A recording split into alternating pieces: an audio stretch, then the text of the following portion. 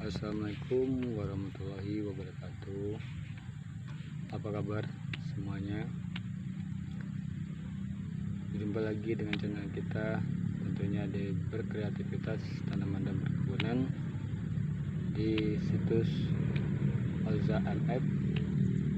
Di kali ini topik pembahasan yaitu mengurus tanaman ketika usai tanam sampai dia berbuah pasir, sampai kita memanen buah pasir sampai dia tinggi. Jadi trik di sini yang saya bahaskan dulu, sawit yang sudah ditanam dan pengurusannya bagaimana caranya kita tunjukin di sini supaya sahabat bisa mempelajarinya gitu. Dan juga semoga semuanya selalu diberi kesehatan, kelancaran, serta apapun hambatan kehidupan dapat diselesaikan dengan secara kepala dingin dan damai. Dan juga bagi yang mungkin ada yang ketimpa musibah, semoga musibahnya cepat hari, dan juga lagi sakit semoga dapat disembuhkan agar kita bisa memperjuangkan kehidupan kita sampai waktu yang ditetapkan sama yang satu. Jadi kita terus berusaha, berjuang, semangat, jangan pernah mengeluh dan berputus asa, karena Tuhan membenci manusia suka mengeluh dan berputus asa karena tidak mensyukuri zat dan nikmat darinya. Oke lah, jangan lupa subscribe, like, share, dan komen, karena tanpa kalian semua saya tidak bisa berbuat apa-apa. Dan juga kita di sini saling berbagi dan motivasi, inspirasi, dan juga memberi bermacam trik ataupun pendapat yang sama ini orang yang tidak pernah percaya dan tidak pernah menganalisanya. Kita di sini membahas seteliti mungkin agar bisa membuahkan hasil yang bagus buat semuanya. Oke, di kali ini saya lagi di ladang ibu. Ini ladangnya ini yang punyanya mamak saya atau mandak, namanya Udin Pak Hamdani. Ini lokasinya di seberang dusun, seberang Sungai Tabir. Itu ada dusun sahabat itu. Nah, jadi yang tuh buatnya ibu saya sama ada kawan ibu ada buatnya. Jadi di sini saya menjelaskan kepada sahabat, jika tanaman yang kita tanam seperti pohon sawit ini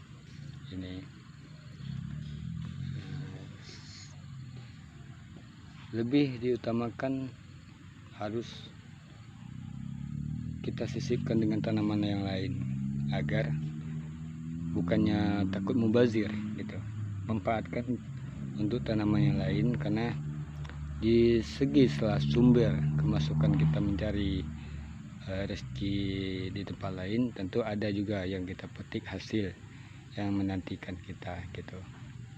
Jadi gunakan kesempatan tersebut untuk membantu ekonomi kita di saat ini yang mungkin sungguh sangat lagi melemah karena ekonomi yang tidak stabil. Tentu kita sulit untuk mencarinya, untuk mengisi kebutuhan setiap hari. Jadi sahabat, jika memiliki lahan seperti ini, gunakanlah trik ini untuk kebutuhan kita, yaitu tanamlah tanaman seperti sayur, cabai, tomat, apapun yang jenisnya tanaman yang dijual untuk kebutuhan sayur, ditanam gitu, karena dia pakai massa. Jadi selama yang kita buat itu lahan yang kita buat tersebut jadi dia bersih menjelang dia sawitnya berbuah pasir. Jadi di sini mamak saya juga menanam padi. Ini ada padi yang sudah yang disemai untuk bibit di sawah gitu. Jadi yang ini yang masih terang ini bakal nantinya ditanam ibu juga padi. Jadi di sela-selanya sayur. Jadi trik yang paling utama yang pertama itu ini saya lagi kerja istirahat, ini panas sahabat, panas. Nah, itu saya lagi membersih bambu yang ujungnya ini, ujung bambunya ini saya gunakan untuk di luar pagar gitu.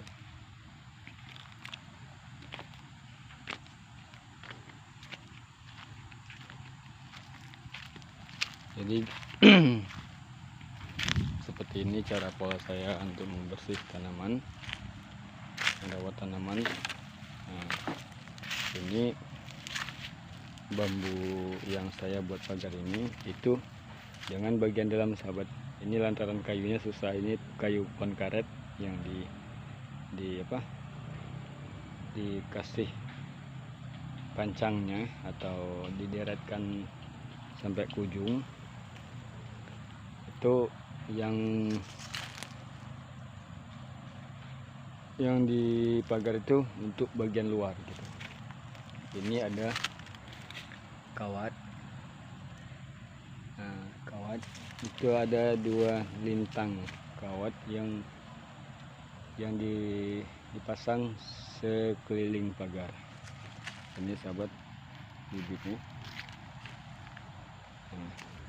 Dan juga ada lagi trik supaya kalau tidak digunakan untuk tanaman sayur ataupun yang lainnya, boleh sahabat kalau ingin menghindari rumput, mungkin sahabat tahu ya namanya ini adalah ubi jalar atau ubi akar.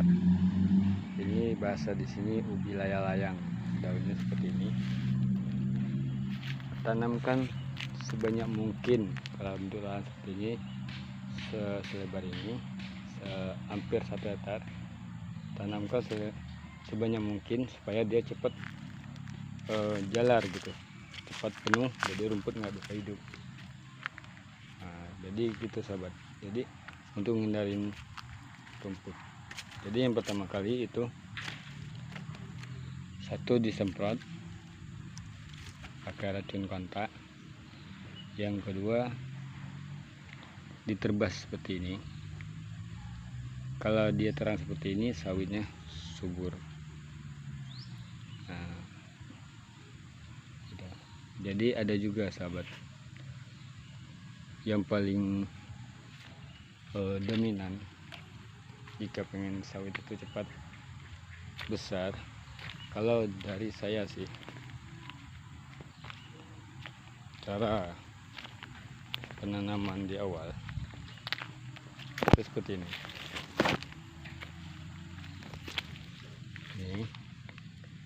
Ini ada bambu, ini ada pelepah yang bawah sini. Nah ini sahabat, pelepah ini boleh dicopot. Jadi kalau nanamnya itu di atas permukaan, di permukaan tanah.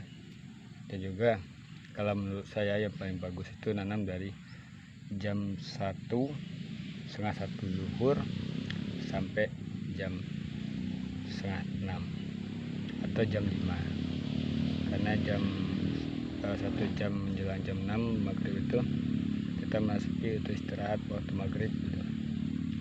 Jadi tanam kalau menurut saya seperti itu. Jadi ini dicopot, ini kan masih ada pelepah baru, biarkan. Jadi ini kalau dia mati, dia mengeluarkan akar baru yang dikeluarkan di sini.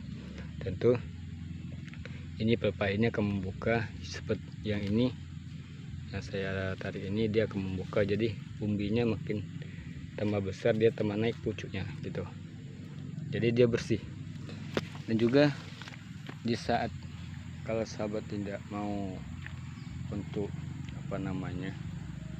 penerbas seperti ini, boleh juga sahabat dibersihkan sekelilingnya anggaran 1 meteran dari umbi itu ke sini, bersihkan 1 1 meteran sekeliling, jadi bulat lingkarannya. Jadi di sini disemprot habis baru dikasih yang ubi akar yang saya bilang tadi. Nah, gitu. Di sini mama saya menggunakan ditanam juga cabai, sahabat. Aduh, ini apa ini? Semut. Ini ada cabai, ada juga labu, itu buah kisik Jambi, buah plus, ada juga terong. Jadi digunakan sama ibu saya dengan semanfaat mungkin. Aduh, tunggu sahabat, ini ada mata saya perih digigit semut nih. Ini digigit semut nih. Nah, jadi kegunaannya itu sahabat. Jadi kalau jarak tanamnya mana ya, saya contohkan ya, ini ada itu yang di depan tuh, saya zoom dulu sama yang satu itu jarak itu sama itu sekitar 10 meter. Jadi dia tanamnya 10 meter dari jarak satu tanaman ke tanaman yang satunya itu 10 meter. Nah, sebenarnya gitu sahabat, kalau pelepah sedang ataupun pelepah pendek, kalau bisa itu harus bertemu ujung, jangan ibarat salaman gitu, ibarat bersilang, harus dia bertemu ujung. Kalau bertemu ujung itu dia tidak mengganggu tanaman lain, jadi dia tetap dengan mandiri gitu. Ini ada kawan saya namanya Taman, dia lagi membuat apa namanya, membuat pondok. Nah, ini belum sempat dibersihkan sahabat, belum sempat dicopot rupanya. Ini udah dipupuk, kemarin belum sempat dibenar karena lahannya dimasukin kerbau. Jadi sekarang ini udah diperbaiki, dibenahi sebagus mungkin. Pagarnya udah kukuk, itu bukan magar kerbau, tapi kita magar ladang agar kerbau tidak masuk. Ini ya sahabat, ini ditanam sama padi. Kita ada orangnya.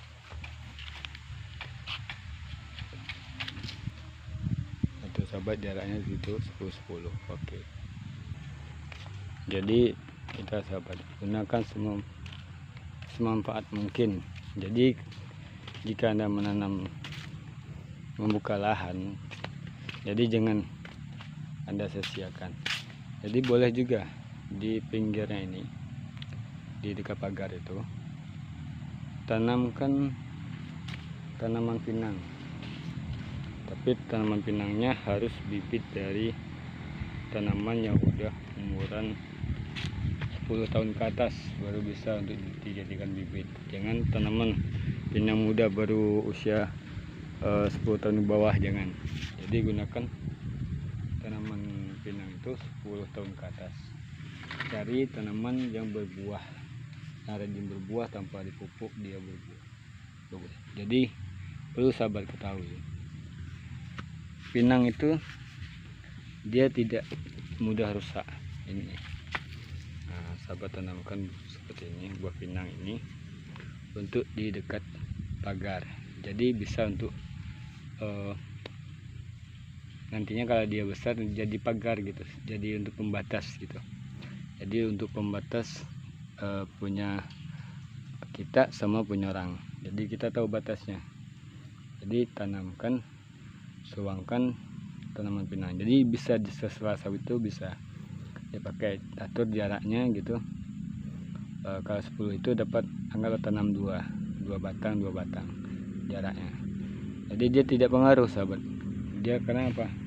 Pinang itu dia akar serabut sama dengan sawit gitu. Kalau akar tunggal ya jadi pengaruh bagi tanaman gitu. Kalau akar serabut dia nggak pengaruh, dia sama-sama akar serabut, jadi bagus. untuk kawan tanaman sawit gitu. Jadi harus sekelilingnya ditanam, memanfaatkan juga pinang. Pinang walaupun sekarang ini murah, pinang bisa disimpan gitu sampai berapa bulan pun, 1 tahun pun pinang itu asal dia kering. Kalau masih dipakai kulitnya seperti ini itu 1 tahun pun tahan. Dalam 1 tahun mustahil pinang itu tidak meningkat harganya, pasti dia meningkat gitu, pasti dia meningkat harganya. Jadi sawit ini dia pakai ke prosesnya cepat gitu. Kalau nggak diambil dia matang, dia bakal rontok gitu. Jadi disimpan juga nggak bisa gitu. Makanya sawit prosesnya cepat. Tapi kalau buah pinang dia prosesnya lambat, tapi kita bisa untuk menyimpannya gitu. Jadi waktu pinang mahal kita bisa jual, ibarat untuk celengan gitu. Nah, seperti itu sahabat. Jadi itu masih ada lagi setengah. Ini kan orang bagi 2 yang buatnya ini. Mama saya ada ujung itu sudah dekat batang terong itu, batas tuh ujung lagi yang belum diterbas. Jadi mama saya tuh maunya terbas. Ini masih megar dikit lagi, sekitar anggaran sekitar 20 meteran atau 25an masih megar. Nah, jadi itulah sahabat trik dari saya, contoh dari saya. Jadi perawatannya biasa seperti itu. Boleh ambilkan contoh yang baik itu, tirulah yang baik agar kelak kesuksesan di tangan sahabat semuanya, kepada ibu-ibu, bapak-bapak, kawan, kerabat, sahabat, kerabat, dan juga sebagainya. Jadi jangan gunakan kesempatan trik yang seperti yang saya bilangkan ini. Jadi kalau menurut saya seperti itu. Jadi apalagi sawit kalau dipupuk itu bahkan cepat. Tapi kalau seperti ini, kalau sawitnya, tanaman sawitnya udah subur, pancing jangan pakai pupuk urea. Kalau menurut saya gunakan TSP 36 atau pupuk untuk perangsang buah yang bagusnya KCL Mahkota. Jangan beli banyak-banyak gitu. Kalau dalam 1 hektar kalau masih dia kayak gini, kasih ibaratnya dikit-dikit gitu, setengah kilo atau 3 ons. Jadi dikasih 3 ons itu satu batangnya berarti 130 kilo. 30 kilo untuk pupuk perangsang buah. Jadi ketika besar nanti buahnya habis buah pertama buah pasir, tentu buah keduanya normal, dia makin besar. Asal pengurusan dari awalnya udah benar, dicopot pelepahnya sebagus mungkin sampai dia besar. Jadi dia buka-buka umbi kan dia nggak cepat naik gitu. Jadi itu yang mengeluarkan hasil yang maksimal. Jadi hanya itu yang dapat saya sampaikan kepada sahabat. Lebih dan kurang saya mohon maaf jika ada salah dalam penyampaian dan perkataan, mohon dimaklumi karena saya manusia biasa, tidak luput dari kesalahan.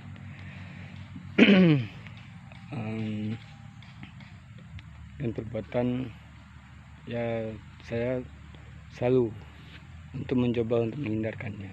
Kenapa? Saya ingin melakukan sesuatu yang terbaik buat semuanya.